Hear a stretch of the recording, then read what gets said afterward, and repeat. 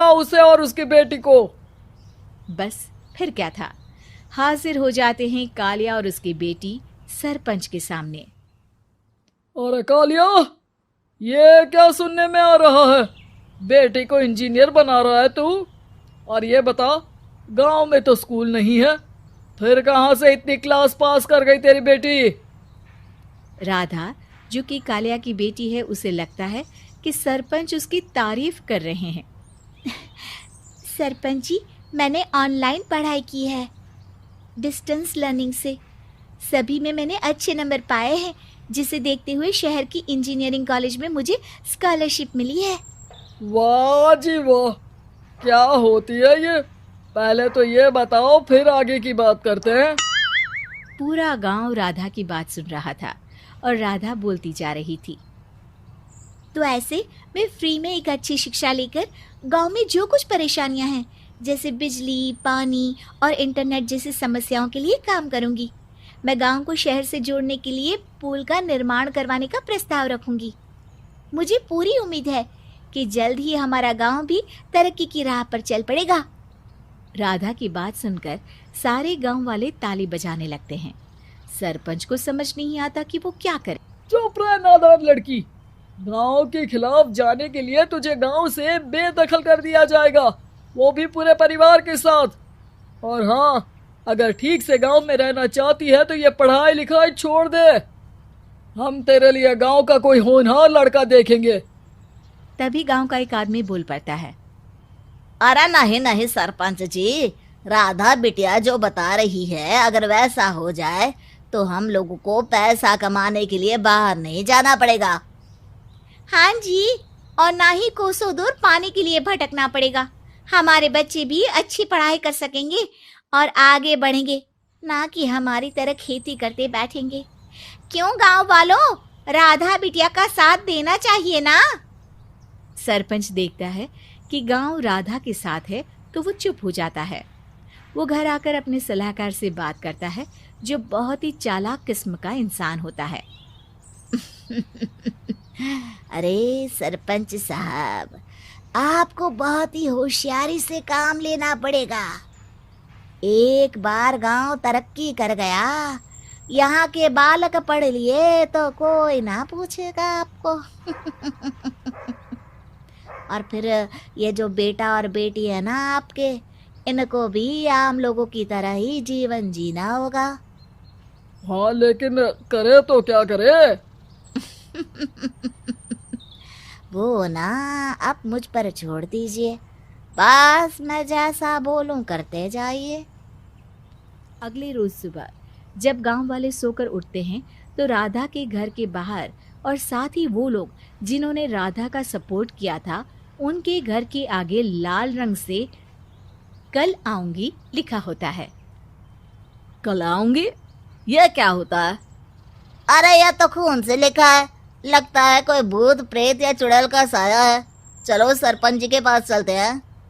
सभी सरपंच के पास जाकर उसे सारी बात बताते हैं। अरे ये तो बड़ी मुश्किल की बात है। चलो, मैं एक बाबा को जानता हूँ, उन्हें बुला लेता हूँ। सरपंच बाबा को लेकर गांव के घर के बाहर जाता है। ओहो, तो ये वो चुड़ैल है जो उन लोगों को निशाना बनाते हैं जो गांव को बदलने का सपना देखते हैं। वो गांव को ऐसे ही संपन्न देखना चाहती है, वो नहीं चाहती कि कोई बाहरी यहाँ का कायाकल्प करे। क्या तुम लोगों में से किसी ने गांव को बदलने की सोच रखी है? तभी राधा की माँ रोते रोते आती है। मेरी राधा घर से गायब हो गई है। अरे कोई तो बचाओ, मेरी बच्ची कहाँ गई?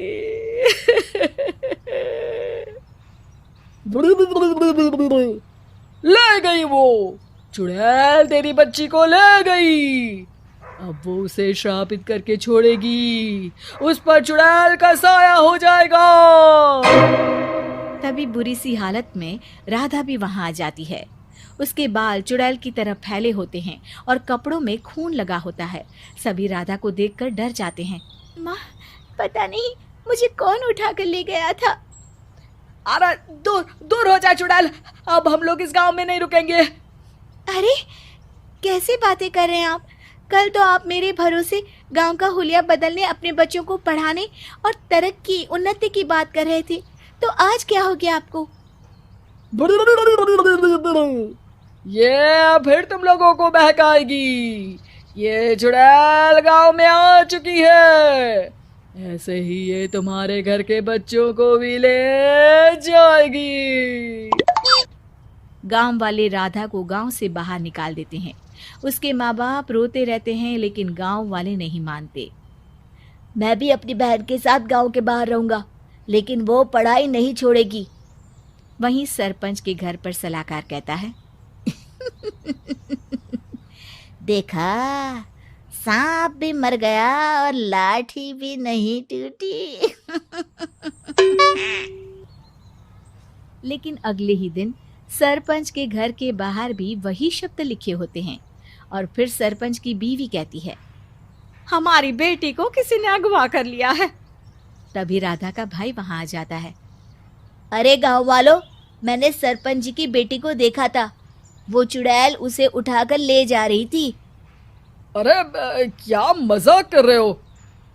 नहीं नहीं सरपंच जी, आप नहीं जानते। वो चुड़ैल अब आपकी बेटी में आ जाएगी, जैसे राधा के अंदर आ गई थी। तभी सरपंच की बेटी वैसी ही हालत में वहां आती है जैसे राधा आई थी। पापा, पता नहीं कैसे मैं गायब हो गई थी। चुड़ैल, इसके अंदर भी चुड़ैल का साया है, मारो इसे। अरे नहीं नहीं, इसे भी राधा के पास गांव के बाहर ही भेज दो। अरे चुप रहो, मेरी बेटी कहीं नहीं जाएगी और चुड़ैल वुड़ैल कुछ नहीं होता है। अरे कैसे बात कर रहे हो सरपंच जी? आप तो बोल रहे थे कि आपका फैसला भगवान का ज्ञान होता है, तो अपने पर बात आई तो अब आप ऐसे बोल रहे हैं। अरे ना ना ना, आपको अपनी बेटी को त्यागना ही होगा। अरे बुलाओ बाबा को। राधा का भाई बाबा को ले आता है, जिसे अब गांव वालों के डर के कारण सच बोलना पड़ता है। मैं कोई बाबा नहीं हूँ, मैं तो मोची था। ये सलाहकार महोदय ने मुझे कहा था एक्टिंग करने को। अब वो मुझे पैसे देने वाले हैं। अब मुझे माफ कर दो। गलती हो गई, मुझे माफ कर दो। तभी वहां राधा आ जाती है।